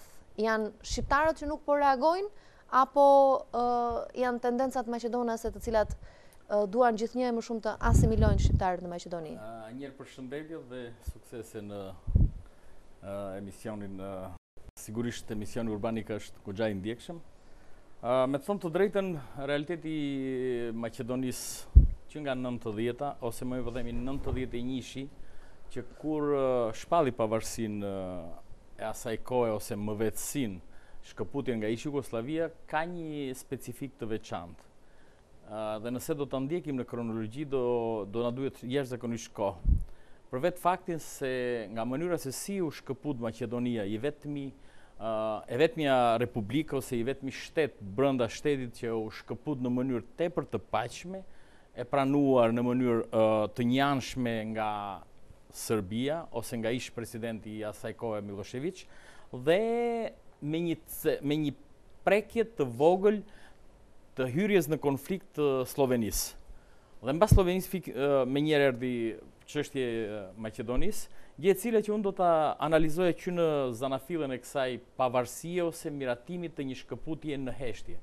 Që do thotë se nga vetë mënyra e paraqitjes së kartave diplomatike, politike ose të zgjuarsisë ish Jugosllavisë atërshme, të ashtu quajtur si një dhel për Dinake dhe ujk i vjetër i politikës Indieri Grigorov, arriti që ai të shkëpuste Maqedoninë, pa u futur në konflikt, pa u implikuar në konflikt, dhe të shkëpuste shumicën në tërsinë e vet, pa shpërthyer zjarri brenda Maqedonisë.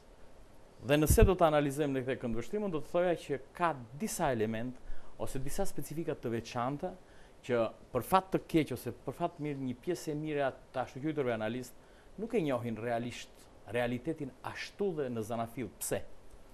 Mënyra se si ju është afruar menuja politike dhe menuja geopolitike dhe përbërëse të popullsisë së Maqedonisë, i është paraqitur dhe i është ofruar oferta e Maqedonisë drejt Beogradit si një rrezikshmëri tepër e madhe që nëse nuk do të pranoheshte pavarësia ose shkëputja e Maqedonisë dhe nëse nuk do t'i imponoheshte me mjete paqësore ose mjete diplomatike, mjete politike, dhe nëse do t'i imponoheshte me një formë tjetër të ashtuqytur dhuna, siç e pam në ish republikat e tjera, mundet që Maqedonia të përfshihej në një valë e re goditëse konflikti, e cila që mundet të përfshihen jo vetëm shqiptarët, jo vetëm Maqedonia, por edhe elementë të tjerë të Ballkanit, siç mund të ishte Bullgaria, pse jo edhe Greqia. Në këtë këndvështrim Maqedonia arriti të shkëputeshte paqësisht dhe në një formë tepër diplomatike në aspektin e shkëputjes. Duke patur parasysh kronologjinë e ngjarjeve, unë do doja të them që është më se normale që në një vend multietnik dhe i përbër prej afërsisht shqiptarët pothuajse po bëjnë 1/3 e popullsisë Maqedonisë, për mua është e pritshme që këto reagime të jenë her pas here derisa të arrin maqedonësit të kuptojnë dhe të pranojnë nuk mund të ketë një ekzistencë të një shteti Maqedonas pa pjesëmarrjen dhe pa faktorin shqiptar në politikë dhe në institucione dhe në shtet formimin dhe në shtet ndërtimin dhe në shtetin e mirëqeverisjes nga të gjithë qytetarët.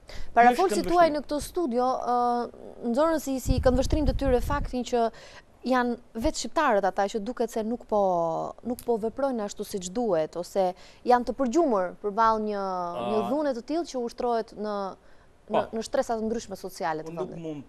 Nuk mund të paragjykoj parafolës sepse unë flas nga këndvështrimi im si politolog dhe nuk mund të them. Jo, dua të di ai dhe ju i të njëjtit mendim apo jo? Unë do të doja të thoja që reagimi i shoqërisë shqiptare është i provokuar nga segmente të ndryshme të cilët të inskenuara në mënyrë tepër të sofistikuar nga faktori i brendshëm Maqedonas.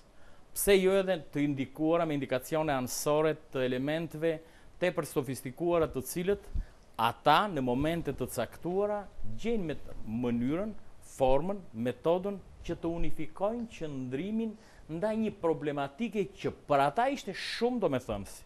Dhe elementi më provokues nuk ishte shkaku i reagimit të rrahjes së disa fëmijëve ose të disa pleqve ose një pjesë e popullsisë në Shkup. Por unë do ta shikoj shumë më thellë. Në thellësinë e kësaj ose në prapavien e këtij veprimi të lundshëm ekzistojnë ndjeshmëria e frikës dhe e bashkëqeverisjes ose bashkëndarjes së të ardhurave, të mirave materiale në një shtet formim dhe në shtet qeverisës nga të gjitha faktorët me përbërje nacionale të ndryshme. Dhe ky është elementi kryesor që në Maqedoni e kanë të vështirë. Nëse do t'i referohemi karakterit ose aspektit historik, në vitet 91 ose më mirë po themi në shtatorin e 92-shit, 91 më falni, unë kam qenë në Maqedoni dhe në momentin kur Dibra e Madhe ishte një qytet me një popullsi 97% shqiptar dhe në gjuhën Dibrançe i thënë konduktorët ishin Maqedonas. E thënë ndryshe, edhe faturinot e autobusave ishin Maqedonas. Pra, humbje në zonave të ndikimit, të influencave dhe të vendeve të punës dhe zëvendësimi i këtyre elementeve me element të faktorit shqiptar. Gjë e cila është shumë e dhimbshme për faktorin tjetër të Maqedonisë.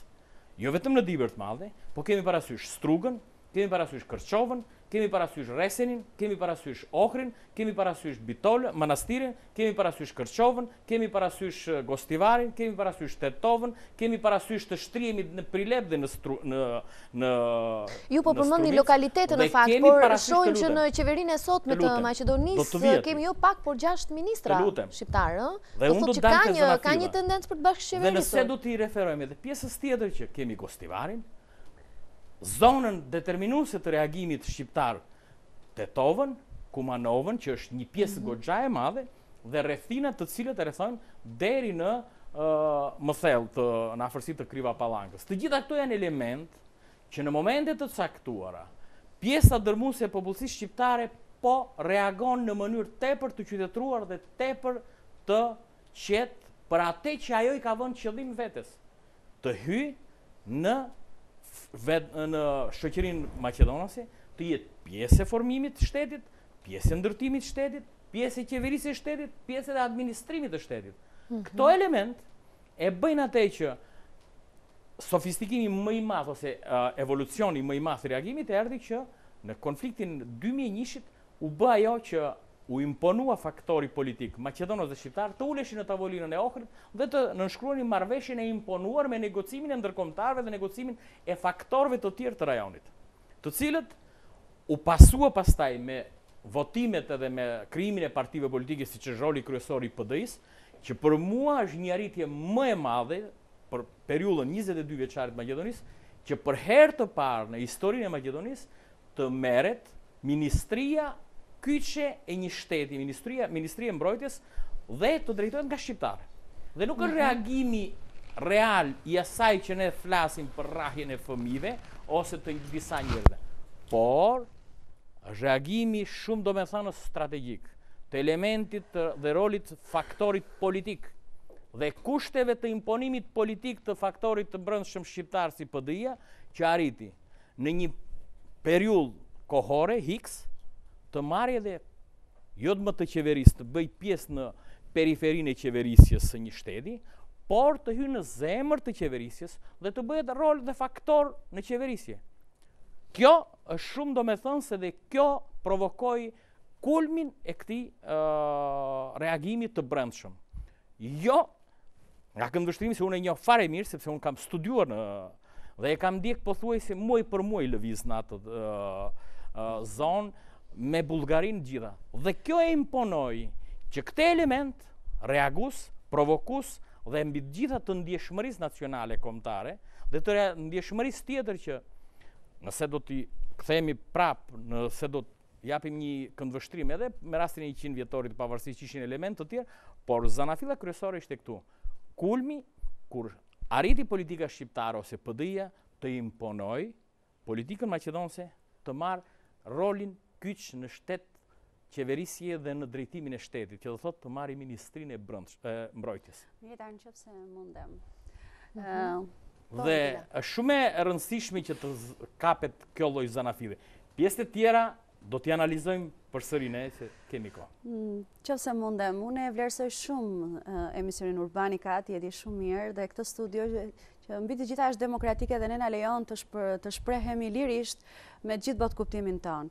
Por unë mendoj që në çdo rast ne duhet të jemi shumë kujdesshëm kur flasim, sepse duhet të imagjinojmë sikur na dëgjojnë edhe njerëz të cilët janë njohës shumë të mirë të fushës së marrëdhënieve ndërkombëtare, dhe unë në këto momente isha duke imagjinuar se si do të ndjehej një studiues maqedonas në rast se do të dëgjonte ligjërimin parafolës, apo nëse do të më dëgjonte mua. Pra, duhet të jemi pak të kujdesshëm në këto deklarime.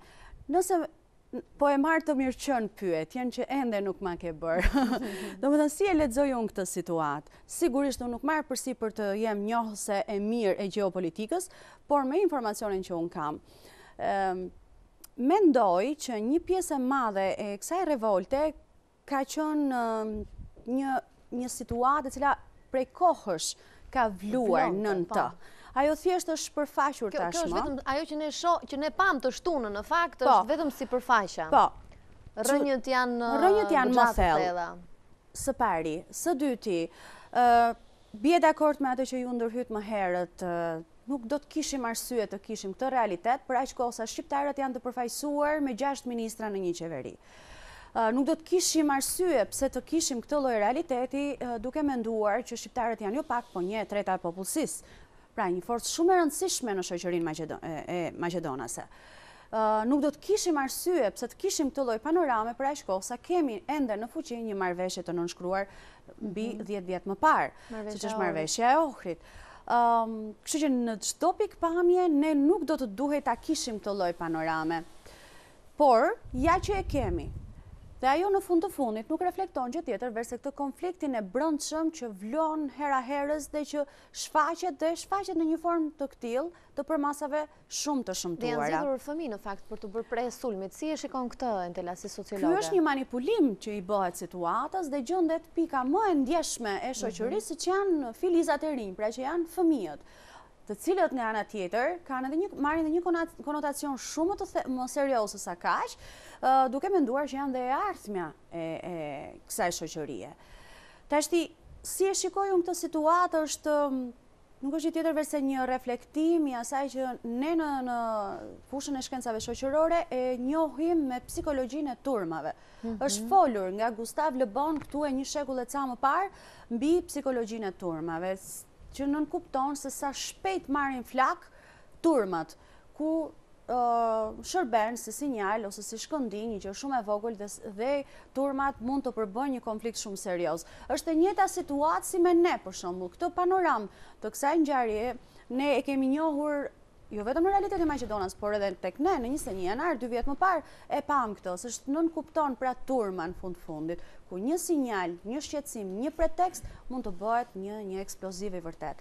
Edhe në këtë rast unë kështu e shikoj, pra fëmijët janë përdorur për të si burim edhe si fitil i një situate e cila në fund të fundit tregon një lloj inferioriteti tek shqiptarët, një lloj trajtese jo dinjitoze nga ana e Maqedonasve ndaj shqiptarëve, por tregon edhe një realitet të cilin do të duhej që ta kishin edhe forcat protagoniste të politikës, ta kishin shndërruar tashmë në një faktor të një natyre tjetër, dhe jo që të marrë flak kaq shpejt siç mori në këtë rast.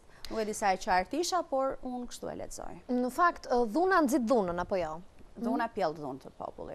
Dhe normalisht, duke parë skena të tilla, mund të ketë rreziqe për sinjale të tjera dhune në Maqedoni apo jo? Ne sigurisht nuk e urojmë, absolutisht nuk kemi domethënë arsye pse ta dëshirojmë këtë gjë, por duke njohur pra se si një faktor i dhunshëm mund të gjenerojë dhunë, rreziku është i pritshëm. Për këtë arsye duhet të veprojnë të gjithë faktorët e mençur, vendimarrësit, ekzekutuesit e pushtetit dhe të gjithë faktorët e shoqërisë civile, që mbi të gjithë ata e kanë të paktën të agrin, kanë njohjen e duhur, kanë mundësitë edhe institucionale që të frenojnë këtë në mënyrë të tillë që të mos përbëjnë rrezik jo vetëm për shtetin Maqedonas, por edhe për gjithë faktorët përreth.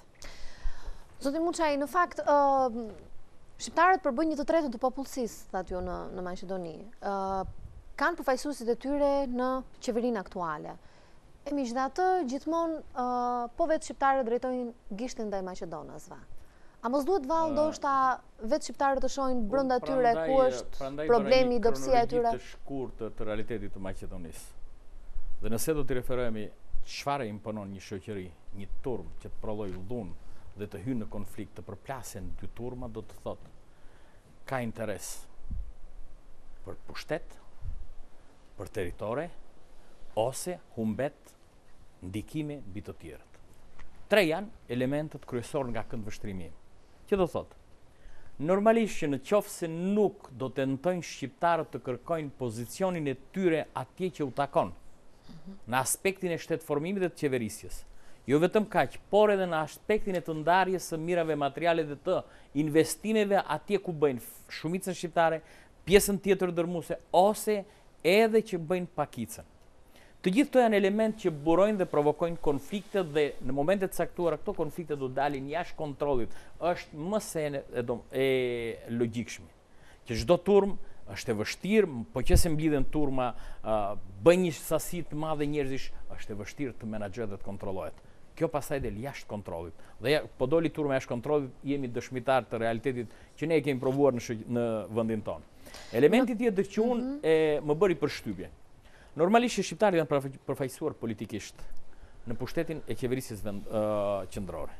Por dhe janë përfaqësuar edhe në qeverisjen e pushtetit lokal. Gjë e cila që këto një pjesë e mirë e qyteteve që unë e kam thënë me zgjuarsi në disa qytete dhe me koalicione të imponuara, ato arritën që të marrin edhe qytete, të qeverisin qytete të cilët nëse nuk do bënin koalicione, nuk do ishte në drejtimin, si punë e strugës, për themi. Këto element përbëjnë atë që në momentet caktuara shoqëria shqiptare ose politika shqiptare qedoi ose kërkoi më shumë se që u ka dhënë realiteti i politikës maqedonse. Dhe këte e bëri në momentet kur ata morën një diçka më shumë, që do thotë, s'ka pse do të mos të drejtojnë dhe nuk ka ndonjë gjë të keqe, që thotë kolege që është vendi i qeverisjes ose ministrive. Nuk ka asnjë gjë të keqe. S'kemi pse të paragjykohet një qytetar ose një shtet ose një vendi që nëse është pjesëtar i atij shteti, antar i atij shteti, me të drejta të plota legjitime dhe ligjore, që mos drejtojë një ministri të brendshme apo të mbrojtjes. Por që janë elementë të tjerë që unë e thash që kanë provokuar, se në këtë momentin që ne po flasim për elementin që u provokua në Bitpazar ose në urën mes urën e Vardarit dhe me dhunimin e fëmijëve dhe ato, këto kanë qenë edhe para një viti, në autobuse jemi dëshmitar, edhe para 2 vjetësh, edhe problemi i vrasjes e 4 fish që ishte. Këto janë element të cilët e provokojnë dhe e përshkallëzojnë krizën në Maqedoni. Por se çfarë duhet bëhet? Mua më bëri përshtypje nëse se kemi faktikisht. Por regjia do të na ndihmojë me pamjet e reagimit shoqërisë shqiptare. Dhe mënyra që ishin mbledhur 200-300 veta dhe shkojnë në vend që të protestojnë për atë që i ndjen ose provokimi që u bë, shkojnë 200-300 veta dhe shajnë, edhe shkojnë shqyen billboardin e Ali Ahmetit. Nuk e di pse, pra, ky lloj reagimi ishte reagim ndaj institucioneve të shtetit maqedonës apo ishte reagimi ndaj PD-s. Këtu shohim elementë të cilët janë katalizator për të vepruar në mënyrë tepër unike në prag të zgjedhjeve që është në Maqedoni. Për të krijuar një përçarje dhe mos krijimin e mundësive të koalicioneve mes PD-s dhe PD-s ose të spektrit tjetër politik. Këto janë elementë që unë i shikoj nga këndvështrimi im. Për sa i përket reagimit të shoqërisë, sigurisht që aty ku ka konflikt dhe ku ka protest, sigurisht që ka edhe do ketë edhe njerëz që do të dhunohen, njerëz në të cilët në mënyrë të papritur edhe pse ke vendosur identifikimin e veshjes tënde si shqiptar, do të dhunohesh sepse nuk e din se nga kush mundet të provokohesh. Mund të jenë edhe nga 3 veta dhe të tjerët duhet të jenë të vendosur në prapavi dhe në momentet caktuara kur ty të sulmojnë mblidhen 200 veta. Dhe këtë gjë nuk mund ta hedhin poshtë dhe mund të ndodhi në lagje të ndryshme të Shkupit. Mund të ndodhi edhe në Çajir, mund të ndodhi edhe në pjesën ku janë nga krahu tjetër i Maqedonisë, në të gjitha vendet ku Shkupi është organizuar sipas shpërndarjes demografike dhe përkatësisë etnike. Kjo është diçka që e punëve të brendshme e Maqedonisë përfaqësohet edhe nga një zëvendës ministër i cili në fakt është shqiptar dhe quhet pikërisht zoti Zemri Qamili. Ky fundit pas deklaratave të bëra nga një 16 vjeçare, Arlinda Bajrami, e cila u sulmua ditën e diel, në mos gaboj, ditën e diel pikërisht, e cila u sulmua nga disa persona të maskuar, siç thot ajo, dhe kemi parë në fakt edhe me pamje televizive nga mediat maqedone se duken qartë shenjat e dhunës ndaj saj, ka dhënë fillimisht orarin ora 8 e mëngjesit. Megjithatë, ky zotëri deklaron më pas se të dhënat e vajzës janë kontraditore.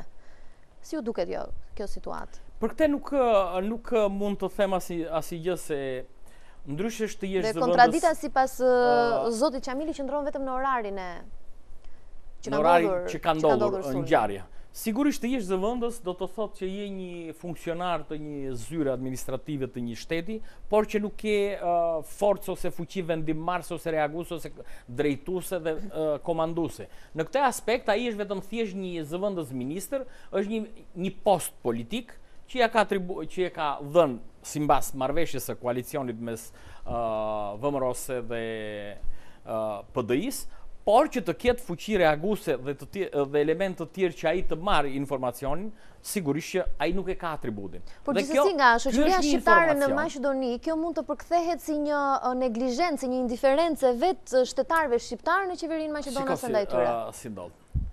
Nëse do të referohemi realitetit të shoqërisë shqiptare në Maqedoni, realisht ashtu siç është, duhet t'i lej kohë shoqërisë ose klasës politike që të marrë pozicionet e veta në mënyrë graduale.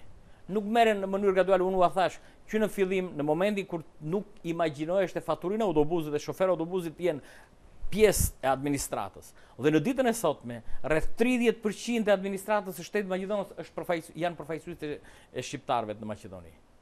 Ky reagim nuk është i vogël që ti heqësh mundësinë e punësimit tjetrit dhe me ta pranu. Siç kundër ndodhe dhe pavarësia e Kosovës dhe me mbas 5 vjetësh e pranuar, e shpallur për e pavarur, dhe mbas 11 vjetësh që nga 2001-shi, 99-ën e bombardimeve, janë rreth 2-13 vjetë, dhe akoma nuk po arrihet që të pranohet realiteti i Kosovës mbi bazën e metodës së negocimit dhe diplomacisë. Ndërkohë, më lejoni të kalojmë edhe tek pjesa e fundit e diskutimit së bashku, që janë deklaratat e karakterit nacionalist, të cilat të përdorura nga goja e politikanëve shqiptar edhe kosovar, duket se në disa raste janë përkthyer jo drejt, jo në kontekstin e parë, siç janë deklaruar, siç janë nxjerrë këto deklarata nacionaliste. Unë do doja që të ndjekim insertin dhe më pas të bisedojmë bashkë në studio nëse këto retorika nacionaliste kanë tendencën për t'i afruar shqiptarët drejt bashkimit të tyre kombëtar, apo kanë tendencën për të ofruar më shumë dhunë ndaj tyre. Ndjekim insertin fillimisht.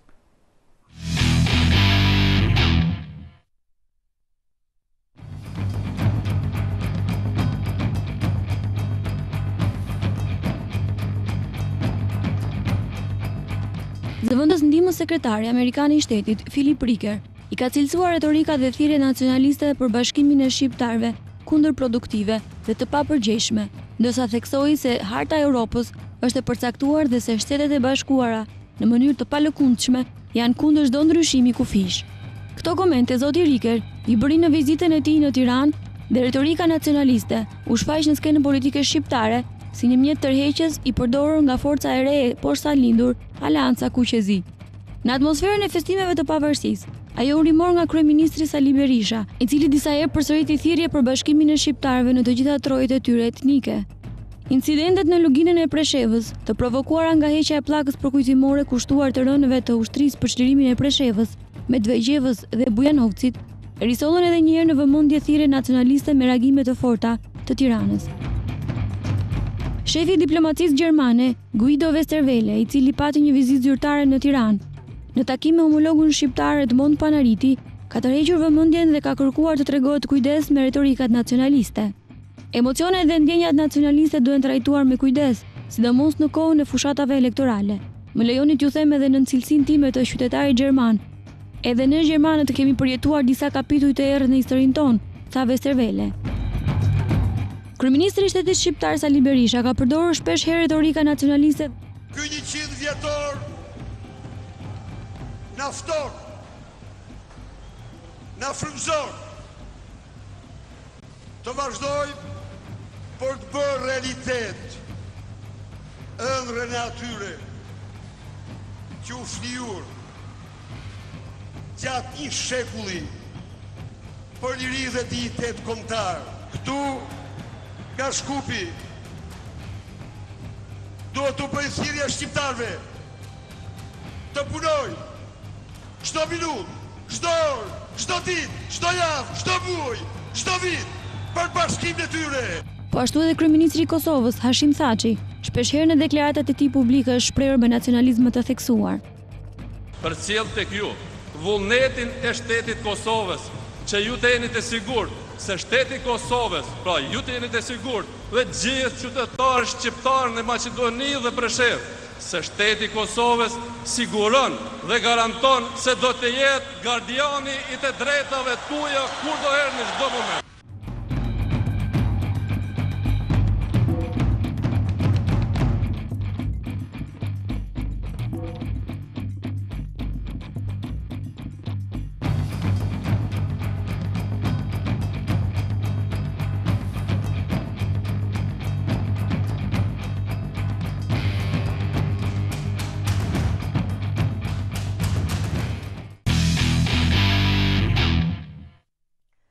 Entela, si mendon, çfarë nxisin deklaratat të tilla? Përpara se të kaloj te kjo pyetje, të lutem që mos më mbes merak nga momenti përpara insertit.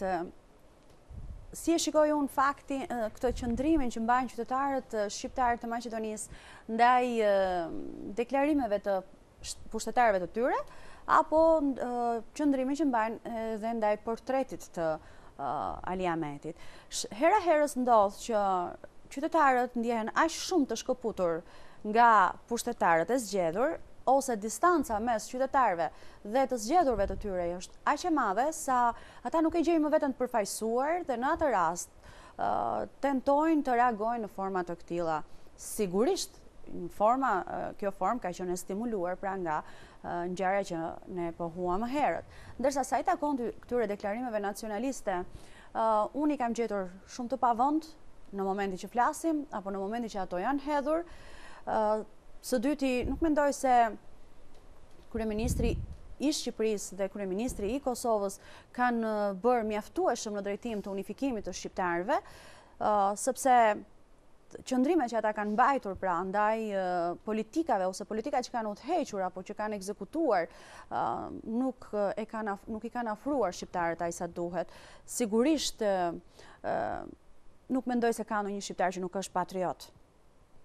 Dhe unë e duam të gjithë në fakt. Sigurisht e duan të gjithë, shqiptarinë e duan të gjithë. Mjafton të sjellim në vëmendje 100 vjetorin e pavarësisë së shtetit shqiptar, ku të shqiptarët u bashkuan nga çdo cep i botës, kudo që ishin, u bashkuan dhe këtu nuk besoj se ka pasur ose ka ndikuar thirrjet e ndonjë kryeministri të Shqipërisë apo të Kosovës. Kështu që dua të them, kur bëhet fjala për shqiptarinë dhe për patriotizëm, shqiptarët e kanë shprehur dhe kanë shumë të natyrshme këtë ndjesi, por format e ndikuara, të imponuara të nacionalizmit, i cili kur vjen dhe nga jashtë, nuk brendësohet mjaftueshëm nga shoqëria, nuk përqafohet nga shoqëria. Kështu që mendoj që këto tonet nacionaliste nuk kanë ardhur në atë formë që shqiptarët do të duaj ta ndjenin natyrshëm pra këtë thirrje për nacionalizëm. Ju si mendoni zoti Muçaj, janë të nxituara deklarata të tilla apo ndoshta janë bërë në momentin e duhur, në vendin e duhur? Në thënë të drejtën, ujti vlon me kohë të thirrjeve kombëtare shqiptare të paktën para 2-3 vjetësh. Që të paktën për herë të parë është përhapur masivisht ndjeshmëria kombëtare duke qenë prezent flamuri kuqezi në për balkonet e të gjithë, paktën në Tiranë e kemi vënë re. Që para 3 vjetësh, kur doli në skenë e ashtu quajtur lëvizja e Aleancës Kuqezi.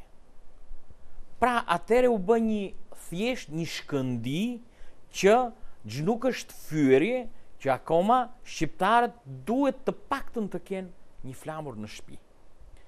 Ishte tepër e natyrshme dhe tepër reale që element ose organizata jo qeveritare, lëvizje qytetare, lëvizje shoqërore të organizuara dhe të grupuara, të kenë ndjeshmërinë të organizuar në mënyrë institucionale të miratura nga ligjet dhe institucionet të së drejtës shqiptare, që të jenë të organizuar dhe të përfaqësojnë këtë ndjeshmëri kombëtare.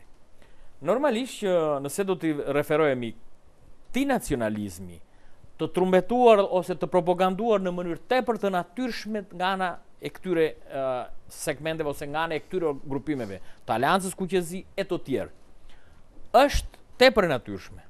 Por që deklarata institucionale, zyrtare nga shteti shqiptar, në të cilët këto deklarata që u bën edhe në Shkup, unë do të them që ishin deri diku të parakoshme. Sepse politika dhe institucionet e një vendi kontrollohen nga institucionet, nga liderët dhe nga elementë të tjerë të cilët shërbejnë dhe janë në funksion të stabilitetit dhe të mirë besimit dhe bashkëjetesës paqësore brenda një rajoni. Për mua nuk ka nacionalizëm më të madh kur në atë vend, në atë kom, në atë shtet investohet, ndërtohen institucione, ndërtohen gjithçka që është në shërbim të shoqërisë dhe të kombit. është më se natyrshme. Nuk është e thënë me që të thuash jam shqiptar dhe është krim, është gjëja krenaria më e madhe. Nuk është e ndalueshme ose e palejueshme që ti të shprehësh ndjesit dhe reagimet e tua në lidhje me nacionalitetin dhe me kombin, dhe me reagimin dhe si duhet të respektohen të drejtat dhe lirit e shoqërisë atje ku përfaqësohen dhe ku duhet të jenë pjesë e shtetformit dhe shtetqeverisjes. Por që mënyra se si u trumbetua ishte nga këndvështrimi im e përshpejtuar, sepse kemi elemente të tjerë që faktori shoqëror shqiptar ne e dim të gjithë, që nga Sanxhaku, Malizi, shqiptarët e Maqedonisë, Preshevës, Bujanovcit, Çamëria, të gjithë e dim ku është familja jonë e madhe, Europa. Në një Europë të bashkuar, do të thotë mungesë kufish, do të thotë mungesë trarësh dhe barierash të kontrollit. Nuk më ndalon askush që unë në ditën e sotme jam aq i bashkuar me Prishtinën që për 3 orë jam në Prishtinë. Nuk është fare e ndaluar që unë për 2 orë të hypem në makinë dhe të jem në Strug ose në Ohër. Pra, aspekti i trumbetimit, të reagimit të shpejt dhe të reagimit të sofistikuar diplomatik dhe politik janë 2 elementë të cilët duan kohë që t'i analizojnë. Ju falenderoj shumë që ishit me mua dhe diskutuam çështjen e dhunës në Maqedoni dhe normalisht retorikat nacionaliste e nxisin apo jo këtë lloj dhune. Ju falenderoj. Faleminderit dhe sukses edhe juve. Ndërkohë ne do të qemi bashkë sërish nesër, të dashur miq të emisionit Urbanika me të tjera tematika që do të trajtojmë këtu në këtë studio. Bashkë, mirupafshim.